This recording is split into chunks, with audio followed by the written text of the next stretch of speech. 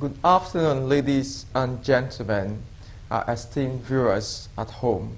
Welcome to another edition on Democracy and the Rule of Law, a show where we dive deep into the critical issues of law, politics, and governance. I am Barrister Kenneth Wimo. On today's episode, we will explore the Central Banks of Nigeria regulatory landscape amidst allegations of corruption and the Supreme Court's final decision on the governorship election petitions, particularly those in Kano and Plateau states. These topics are not only timely, but also pivotal in shaping the understanding of financial governance and the dynamics of electoral integrity. With me on the show this afternoon, I have our guests already seated, and we'll go on a very short break, and when we return, we introduce our guests who are ready to do justice to this topic. Stay tuned, we'll be back very shortly.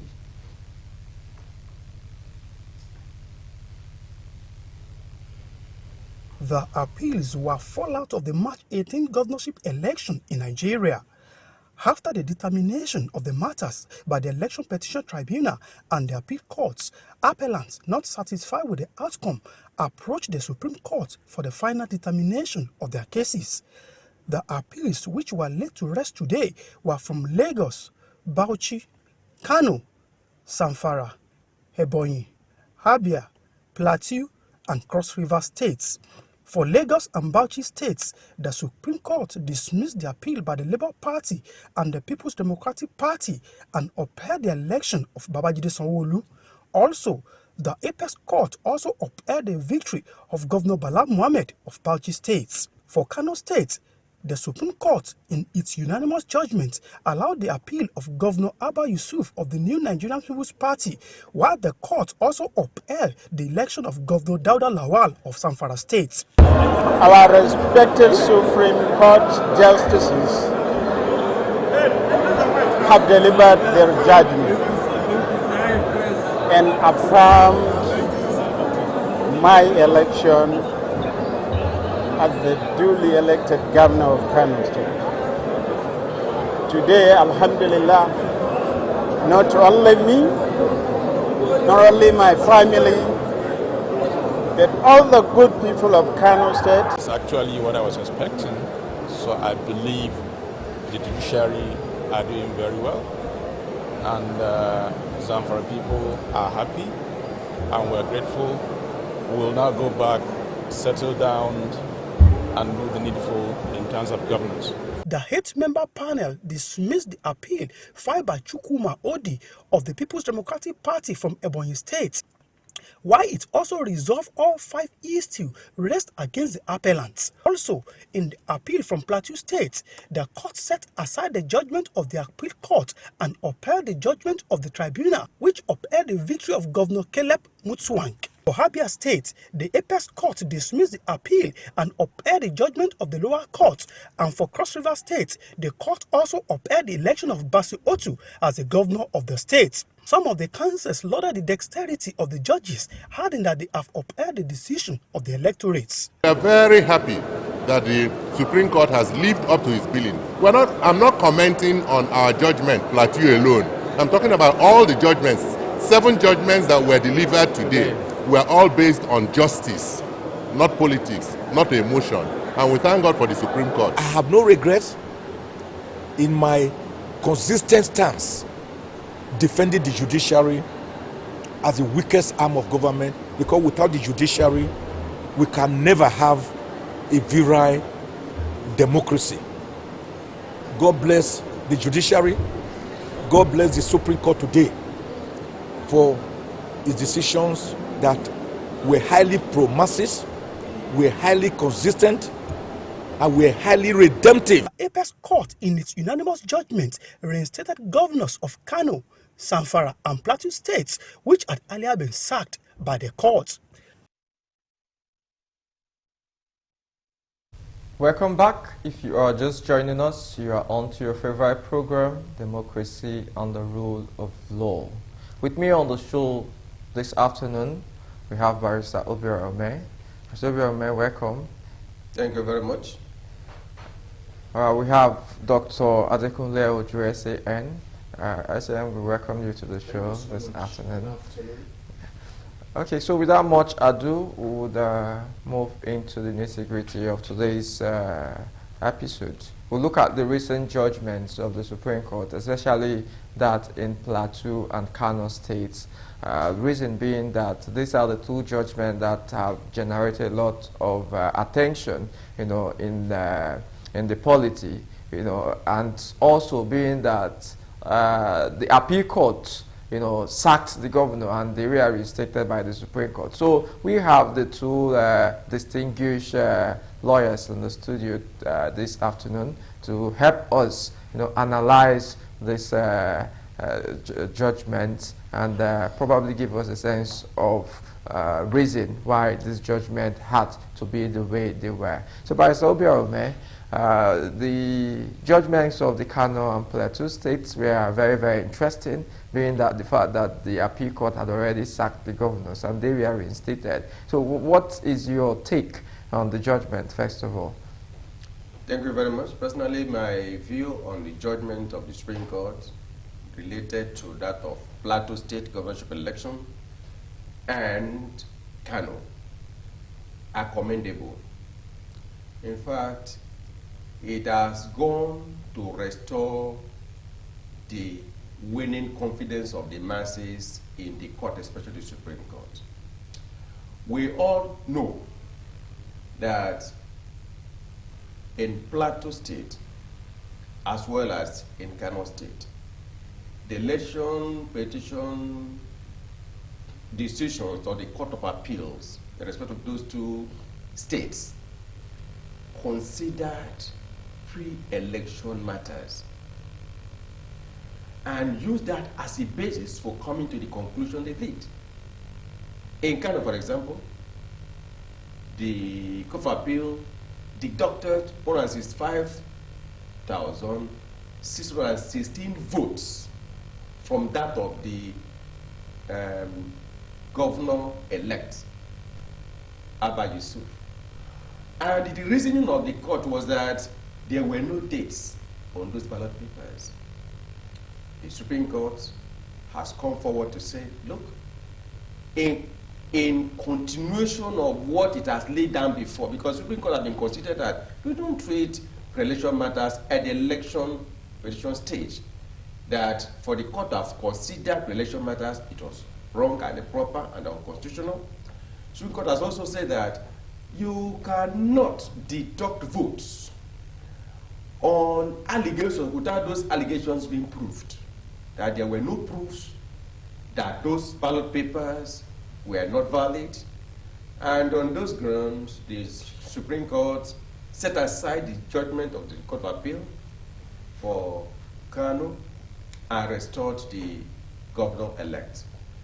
The Court of Appeal the Supreme Court equally set aside that of the Plateau State judgment delivered by the Court of Appeal and restored the governor.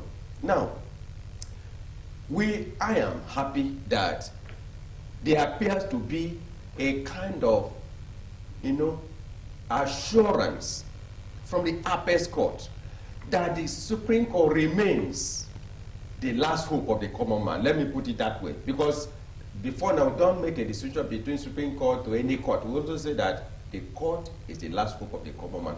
But, people hit hard on Supreme Court recently when there appear to be inconsistencies in the judgment of Supreme Court. But now, from what I've seen so far, in this judgment delivered by the Supreme Court, 7 judgments, Nigerians appear to be happy. There appears to be a resurgence of confidence in the apex court. Okay, thank you very much, Barrister Obiora Ome. Dr. Adekunle. For those who lost confidence in the Supreme Court, it is a self-inflicted ego injury. For some of us, as far as I'm concerned, the Supreme Court has been consistent. You see, I remember the last time that I met my brother here, he was one of those who said, you can't be the last hope of the common man since Obi did not win his appeal in your court. And Ozekoma is talking now. The last time, what his comment about the Supreme Court was quite unpleasant. That's the truth. When the appeal of article was thrown out, for we as lawyers, I say this and I say it everywhere. The Supreme Court is the last, by virtue of Section 235 of the Court, is the last court any man can go to. They are not infallible because they cannot go into error. That does not make them infallible, but apparently they are infallible because that is the last court of the land. And as a lawyer, the day I condemn the Supreme Court, then meaning I'm no longer fit to remain in the profession. Because why are we here? Supreme Court is like a policy-making court. Whatever they decide there, whether it is proper, whether it is not proper, is bound to be followed by every other court. That is more reason why we should give them some level of we should appreciate, we should be able to accord them some level of dignity. Say yes, they have integrity. Now coming to the decision in Kano, coming to the decision in Plateau, one, I'm not in a position to even blame any of the courts in the Kano case. These are novel matters. They came up with, yes, the ballot papers were not signed, they were not dated. And the judges, the justices, even the tribunal judges, they said, look, for the fact that these ones were not signed, were not dated, then we are going to expunge. They did expunged. The law is growing. This is jurisprudential development. If we leave it the way it was, we might not get to where we are now.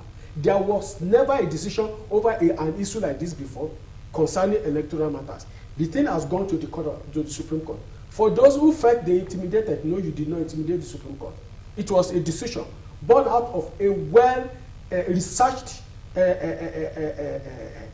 matter. They decided this is the way we were going. They decided we were going to have a purposive interpretation of the Constitution. They decided we are going to have the originalism of the Constitution. Where are we going to? Can we, because this has happened, can we now throw away the votes that went this way? They decided, yes, for the fact that the card itself, that is the ballot papers, bore the names of INEC. And nobody ever said they were not valid. Both APC and NNPP, they never said it was not valid. What they said was that it should not be accepted because they were not signed. And the Supreme said in their wisdom, they said, no, for the fact that INEC did not object, did not oppose that these documents were valid, we are going to accept it. Good enough. That is good law. To know tomorrow now when it happens, we already have a precedent that we cannot fall upon. You want me to talk about Plateau?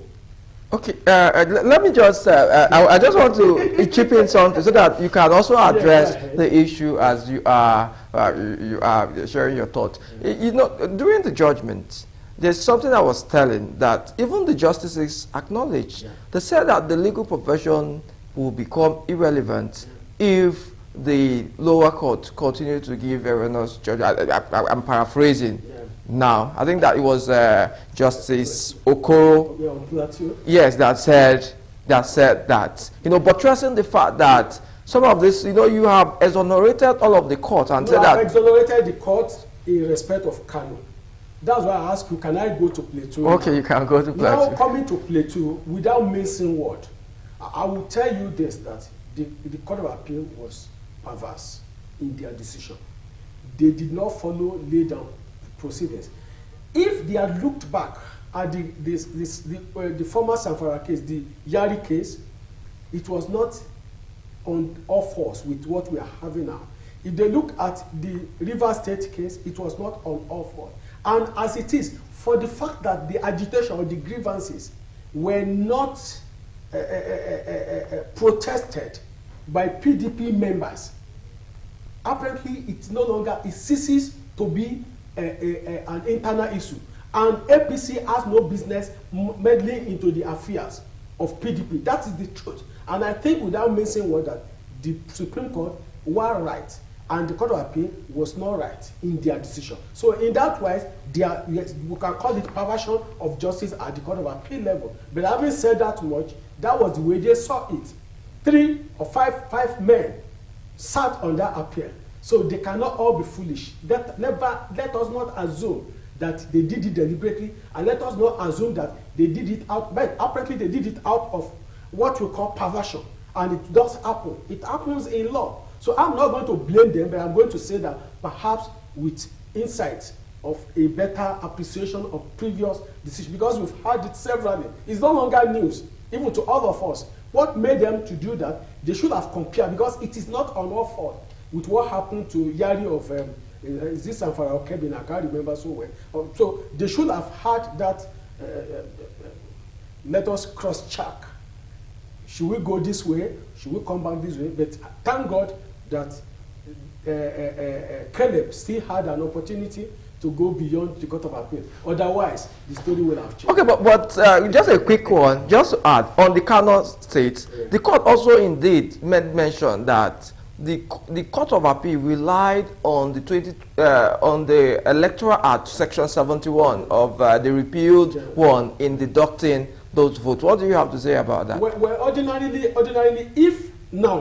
if votes were wrongly awarded, what the decision of the court, the same thing was done in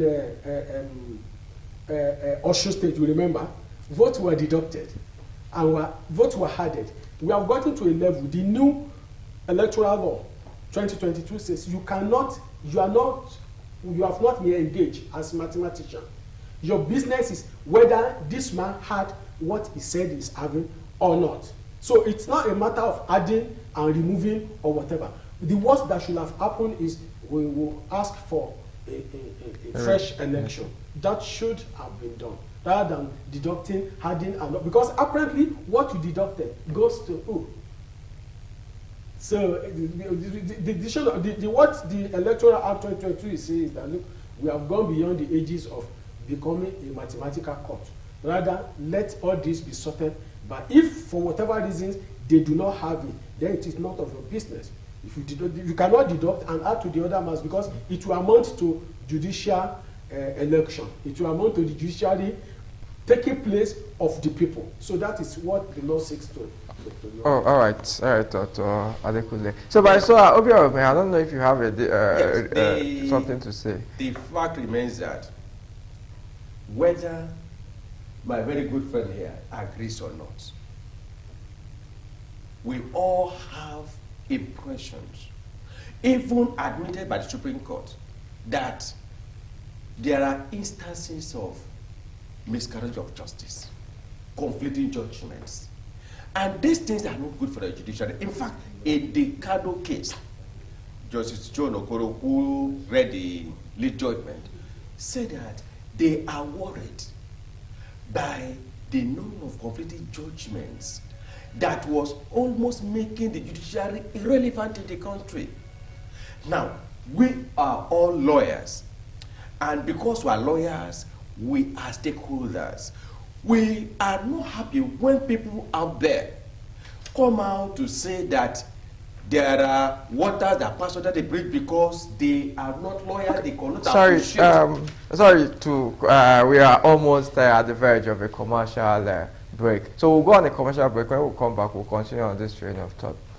Welcome back. If you are just joining us, you are on to your favorite program, Democracy and the Rule of Law. So, Barrister, I hope you have made yes, like I was saying, my good brother here is he initially started by saying that that there's no basis to say that some judgments are conflicting or not in tandem with the expectation of the masses.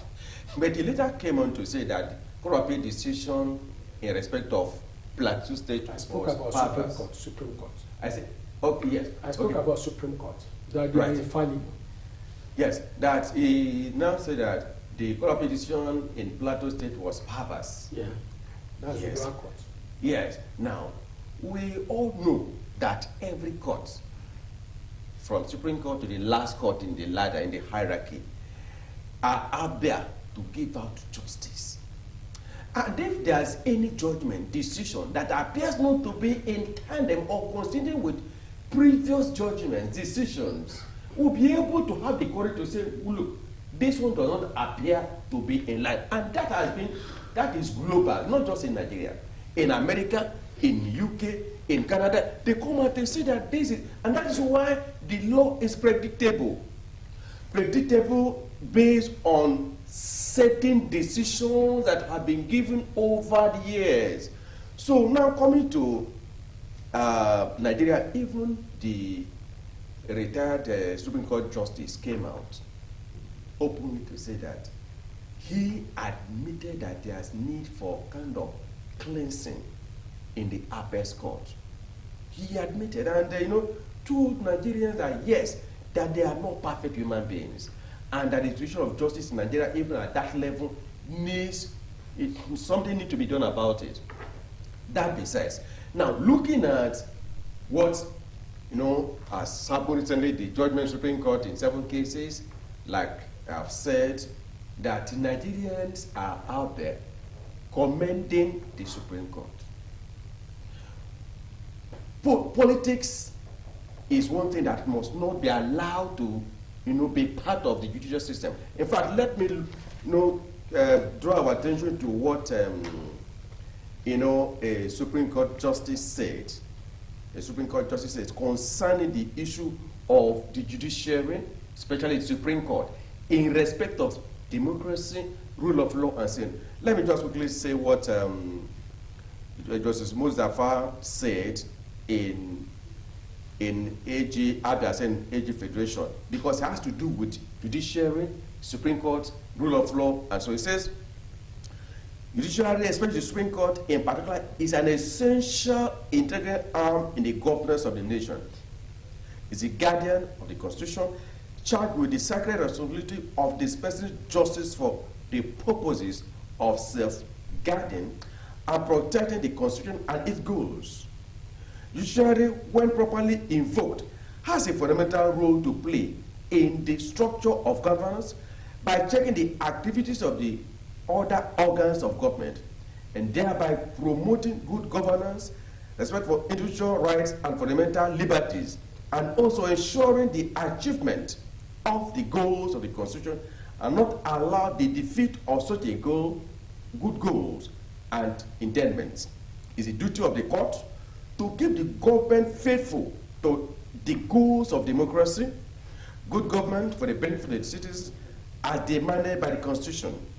The Supreme Court has the sacred duty to translate into actuality the noble ideas expressed in the basic law, give flesh and blood, in fact life, to the abstract concepts of freedom, liberty, transparency, a society free from corruption, abuse of power, and all the noble goals articulated and reiterated in the Constitution.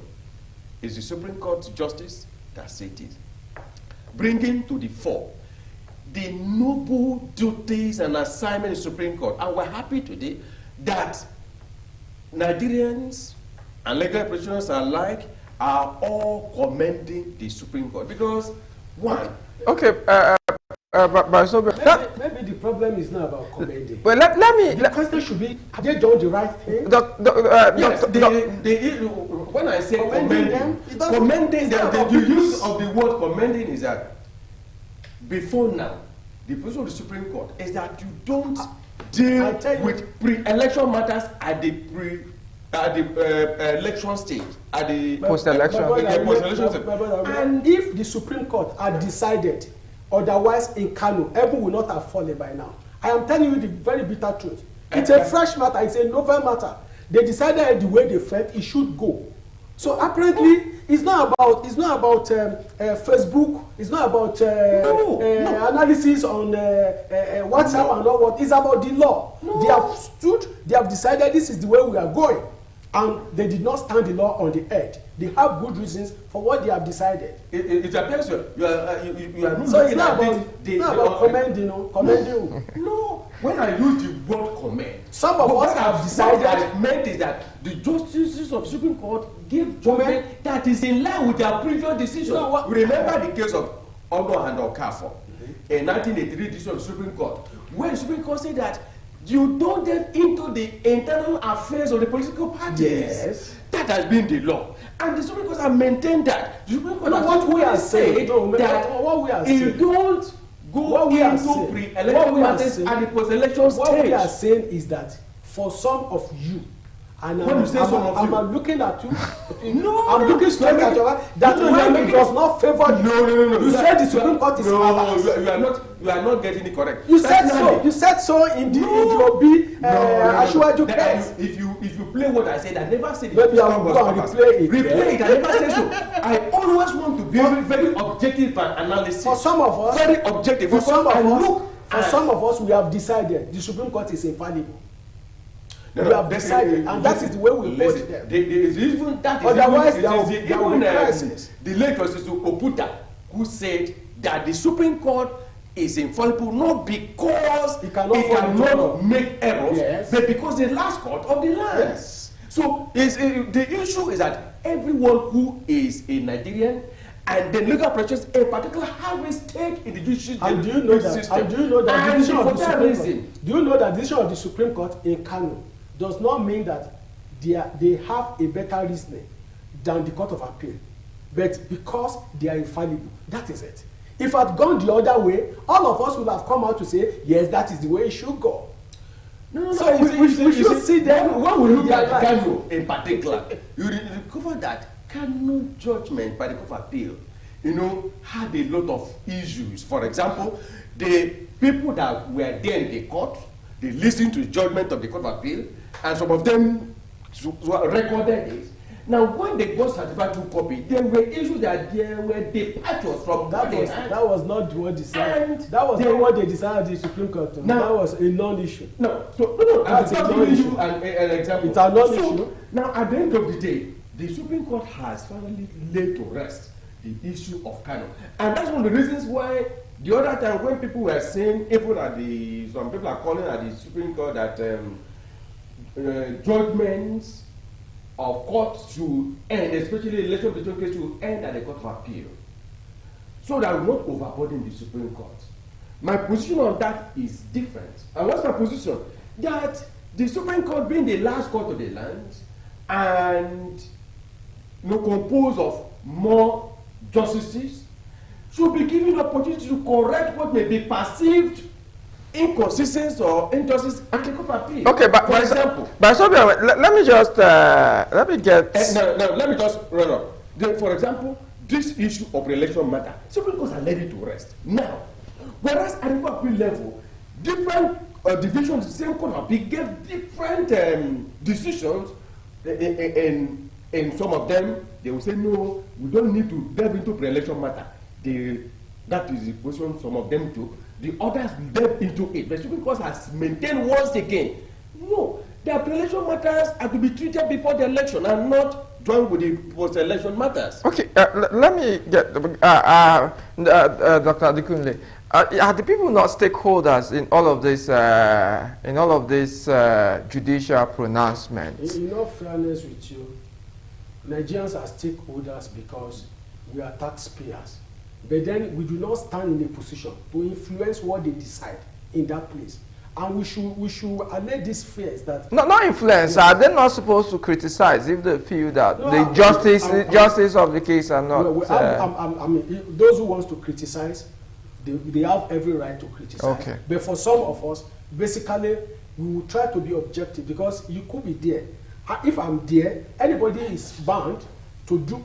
It's a job for the justices to do, and they are doing their job. They shouldn't be doing it under fear, under intimidation.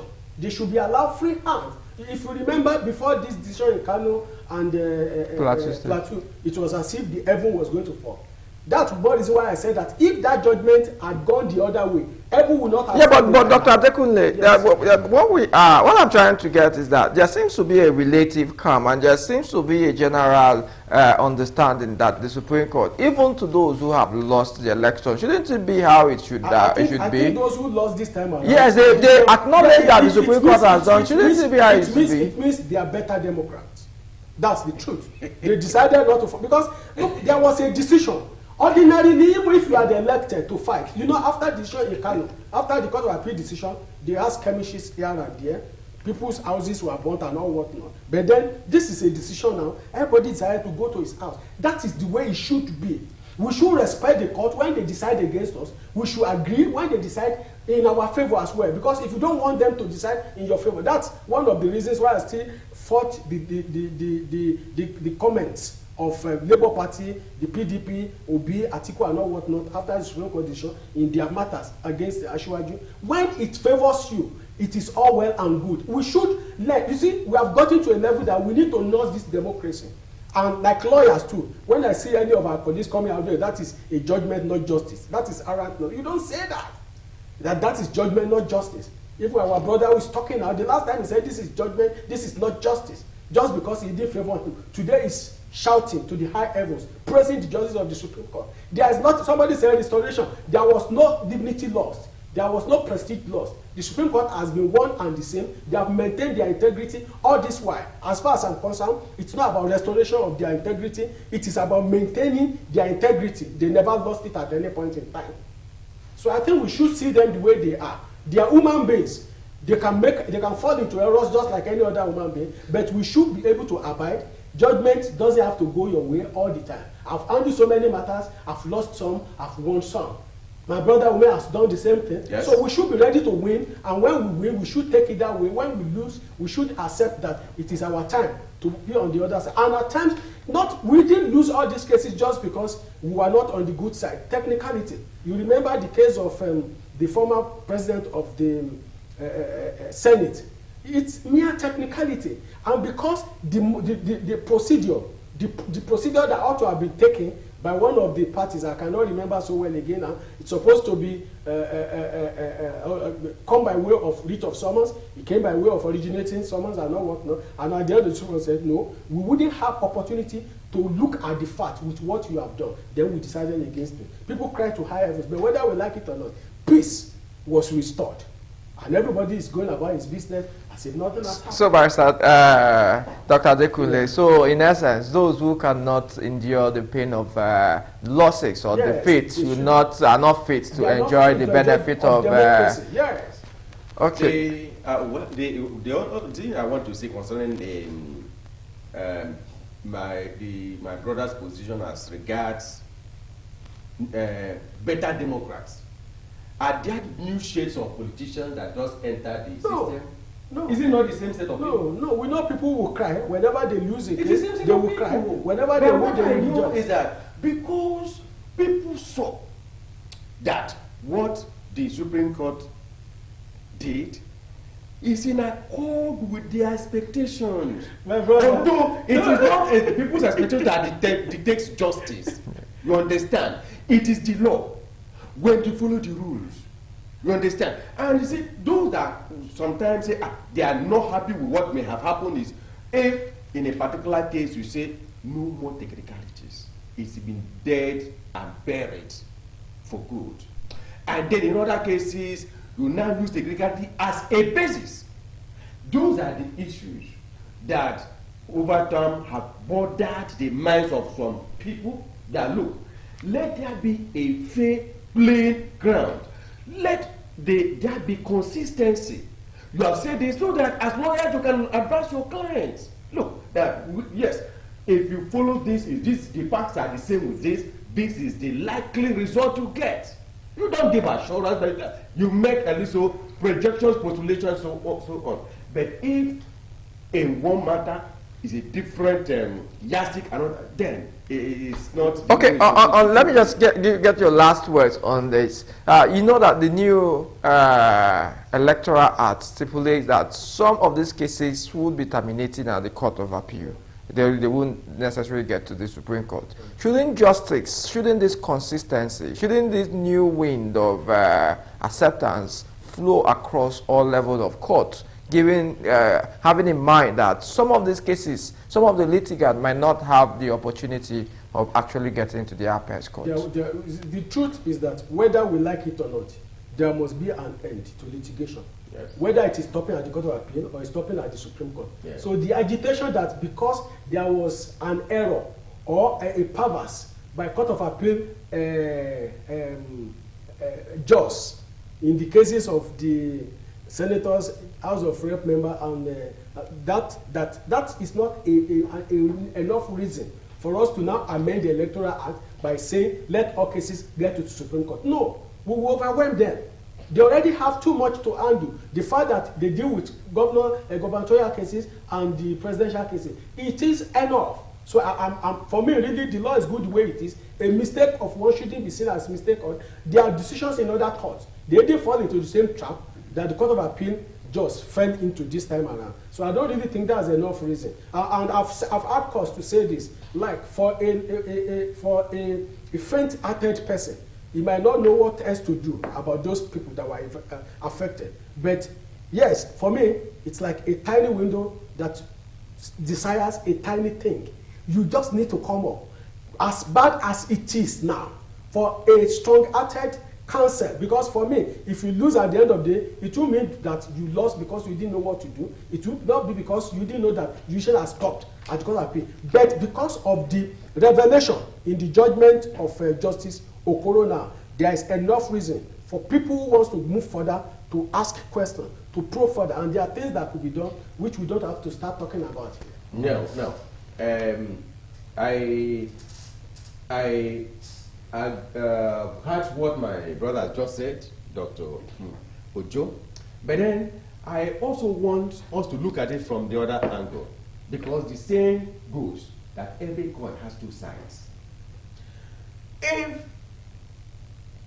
he has admitted that the Supreme Court is infallible, and that's the only court that's infallible.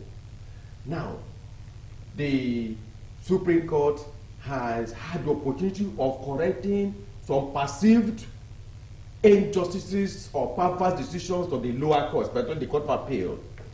Now, making the Court of Appeal the final bus stop for some cases, does it not deny some Nigerians, whether they are politicians or not, their constitutional right to have their matters taken up to the Supreme Court? You want me to answer that question? Don't answer yet.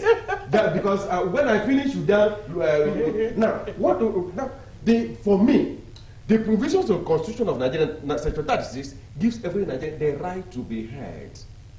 And then, because we already know the Supreme Court is overburdened, what is the way that we can balance the equation? Having people have their matters properly heard up to the Supreme Court, and at the same time, not overburden the Supreme Court or get them exhausted as a result of most cases.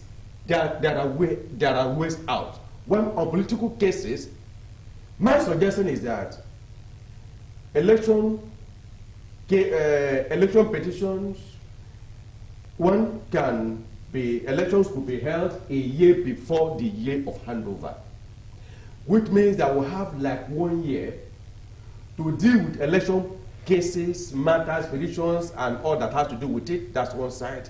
Again, let us have true federalism. And by true federalism, I mean that the Supreme Court we have today, we need to have other divisions to the Supreme Court, like what we had years back. In the political zones, we have Supreme Courts. And then we make it necessary that they synergize so that they don't come up with conflicting decisions. Now, when that is done, of course, we need to amend the Constitution. Instead of limiting the justice to 22, we increase the number. We increase the number so that in the geopolitical zone we have divisions to Supreme Court. It will go a long way to ensure and enhance justice administration. We know that there are some people that will end their quest for justice at the Court of Appeal, not because they don't want to go further, but because of limitations, financial and otherwise. They may not be able to be going to Abuja all the time to pursue their appeals and so on. They say, well, they appeal to heaven and let heaven decide they don't need it. But if you now want to allow the system to work in a balanced way, so that on the one hand, we don't have a Supreme Court that's overburdened. At the other end of the line, we don't have people that go home and say, well, since they said that they cannot go further than this, let them just go and, take whatever they have received in their hands. We need to develop, and advance our just administrative jurisprudence, and the law is not static. All right, Vice Chairman, we're almost out of time. Okay. Yes. Okay. So we would let me leave it there.